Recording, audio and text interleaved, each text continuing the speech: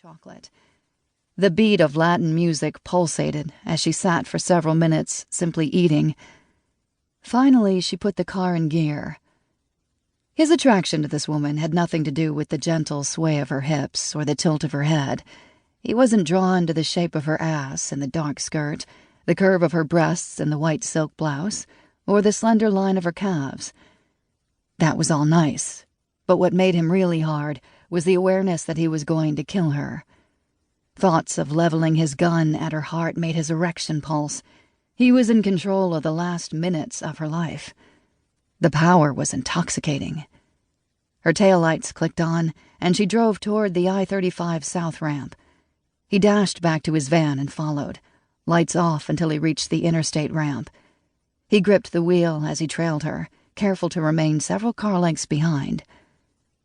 It was an unseasonably warm night, nearly moonless, and the stars were bright and clear. He turned on a country western tune and rolled down his window, savoring the breeze on his face. 3 minutes of driving. The traffic around them was sparse. The tire was still rolling. Her car would soon slow.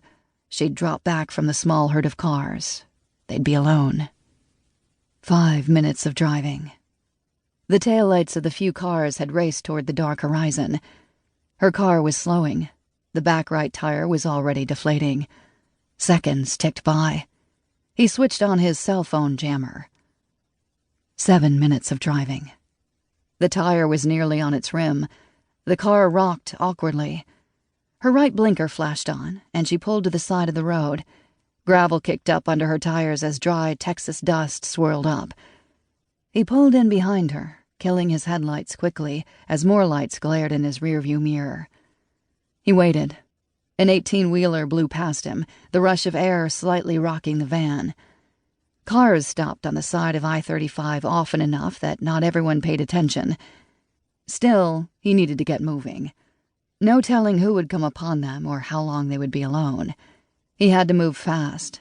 It wasn't safe out here, but the risk of his own capture amped up the rush of adrenaline that snapped through his body. His heart pounded as he checked his rearview mirror and saw only the dark stretch of highway. All clear, he clicked on a small camera sewn into his jacket and tucked the well-oiled Beretta into the waistband under his jacket.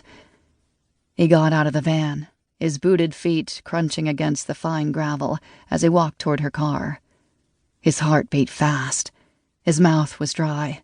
His fingers tingled and his gut tightened with eagerness he'd not felt in a long time. Slowly, he walked toward the driver's side window, and when he knocked on the glass, the woman flinched. He smiled, dispelling the tightness in his expression. She met his gaze and smiled. This was going to be more fun than he'd imagined. The game had begun. Chapter 2. The pills make the day's oppressive routines possible. San Antonio, Texas, Sunday, November 26th, 8:00 a.m. Homicide Detective Theo Mazur parked on the side of I-35, 20 miles outside of San Antonio, behind the forensic van and the collection of Bexar County cop and rescue vehicles. Flares had closed the 2 southbound lanes, and a deputy was directing snarled traffic toward the access road that ran parallel to the highway. The morning sun cast a warm glow over the endless miles of brush, low prickly trees, and red dirt. Mazur climbed out of his SUV, and immediately the mid-70s temps reminded him he was far from home. No crisp bite in the air or sense of snow. No rumble of the L trains or the honks of cars in congested Chicago traffic. A transplant from the Chicago Police Department, he had joined the San Antonio force just 6 months ago. Culture shock remained a daily annoyance, and today's weather was simply one aspect. What had been automatic to him in Chicago, navigating the streets, eating at a favorite bar or restaurant, hanging out with friends, or hell, even knowing the names of the beat cops, wasn't a given here. Every crime scene required a GPS. Every new uniformed cop was a test in name memory. What came naturally in Chicago took time here. The move south came when his ex-wife, Sherry, had told him 7 months ago she was moving with their daughter, Alyssa, to San Antonio. He and his ex had lost their